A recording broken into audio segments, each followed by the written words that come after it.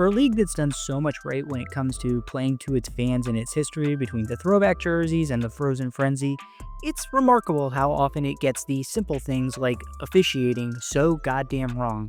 All that, Sidney Crosby making history, and an honest-to-God horns down in an NHL game on This Week in Hockey. You can't do that! You were in the minors longer than me, you dumb fuck. Oh, at least I thought he was gonna until he blew it! As they say in hockey, let's do that hockey.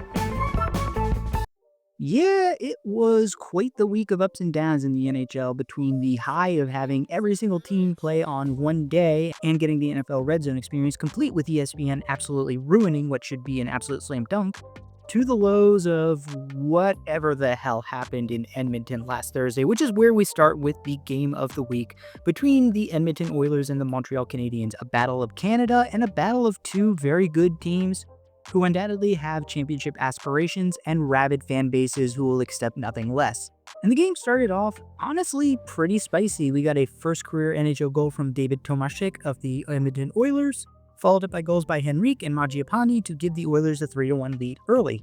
But then sleeper agent Cole Caulfield was activated, scoring 2 goals to end the second period, followed by an early third period goal from Alex Newhook, his second of the game, to give the Canadiens a 5-3 lead. But then the officiating crew took a page out of the NFL's playbook and said, let's get in there and make this all about us. Juraj Slafkovsky took maybe the softest boarding call that I have ever seen in my, which the Canadiens managed to kill off. But then after that, Mike Matheson takes a legitimate tripping call against Connor McDavid, and the Oilers come down and score, and this is where things get really spicy. In frustration, Josh Anderson smacks the puck away and gets 2 minutes for unsportsmanlike conduct. Unsurprisingly, the Oilers score on the next power play to tie the game, and then Vasily Podkolzin comes down later in the third period to get the game-winning goal. The Oilers win 6-5 in a wild game that left Montreal players, fans, and their head coach absolutely furious at the officials. And everybody might be upset about this, but I am thrilled because bitching about officiating, deciding games, means that we are officially on par with the NFL. Good job, everybody, we did it. And speaking of complaints about the officials, our Large Richard move of the week goes to this rep who, upon booking Kyle Palmieri for an infraction and getting some of it back, asked him, You want a slash or a cross check?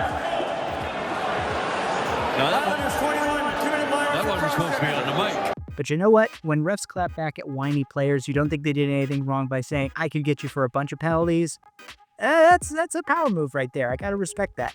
And that just narrowly beats out Adrian Kempe, who, upon scoring a goal against the Dallas Stars, hit the Longhorn State with a horns down celebration. And even on the ice, the University of Texas is just taking L's. The letter of the week is S for Sidney Crosby, who became just the 9th player in NHL history to hit 1,700 career points, an incredible accomplishment for one of the greatest players of his generation. Drinking problem of the week goes to Charlie McAvoy of the Boston Bruins, who saw a night where his team was getting clubbed over the head by the Ottawa Senators go from bad to worse with a little bit of a water bottle malfunction. Just another reminder of how cursed this season has been for the Boston Bruins. And not to gloss over this, what color is that liquid? It looks like kind of muddy water, or it's not piss, is it? They're not pulling a Bear Grylls or something out there, are they? Heavyweight battle of the week goes to Ryan Reeves versus Matt Rempe, a clash of the Titans that ended with, honestly, a split decision.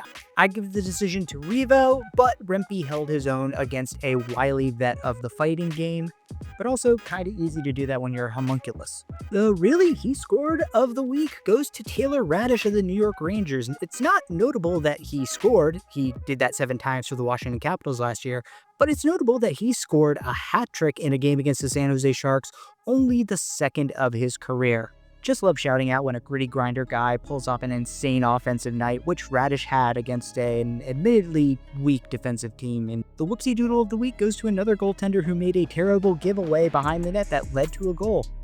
I'll give you 10 guesses who it was. Yep, that's right. It was Stuart Skinner. No. Wait. Connor McDavid really signed up for 2 more years of this shit, huh? The cultural appropriation of the week goes to the Avalanche and the Hurricanes, who dug up the native garb of the civilizations that they raped and destroyed of the Hartford Whalers and Quebec Nordiques, running around in their ceremonial outfits for a game. You know what? I'm going to say it. Cancel the Avalanche and cancel the Hurricanes.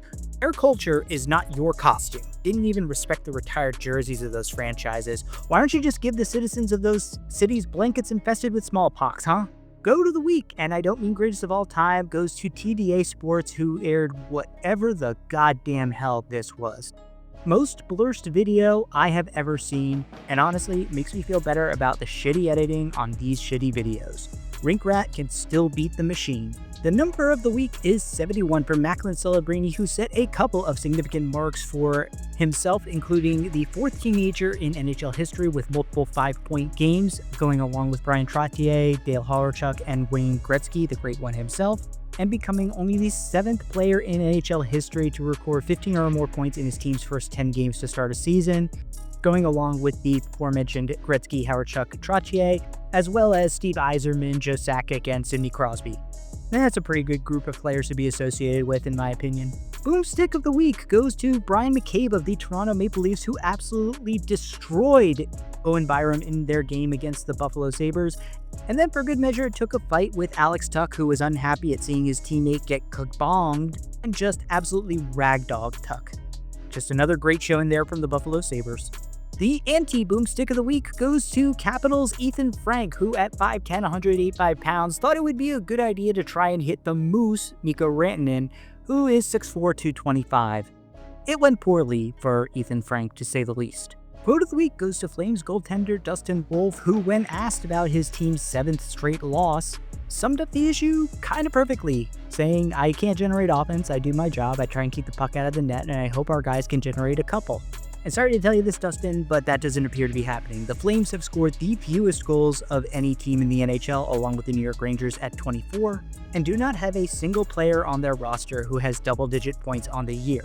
You know what, though, Dustin? Maybe you could help a little bit offensively. Just ask Tristan Jarry, Alex Nedeljkovic, and all the other guys who have scored goalie goals. Quit slacking off just loafing around back there in the net when your team has possession of the puck. Jump into the action. Try and make something happen. Ugh, stupid lazy goalies. And finally, villain of the week was going to go to former Capitals assistant coach Mitch Love, who was suspended by the NHL and then fired by the team for his role in accusations about domestic abuse. Those accusations apparently came out over the summer and were a big reason why he was not hired by another team, despite having some interest in the head coaching roles that were available.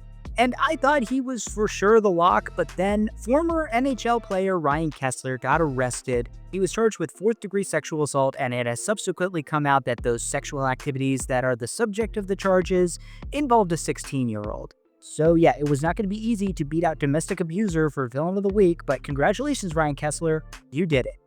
Now, assuming that this is all true, bury him under the prison and let us never speak of him ever again.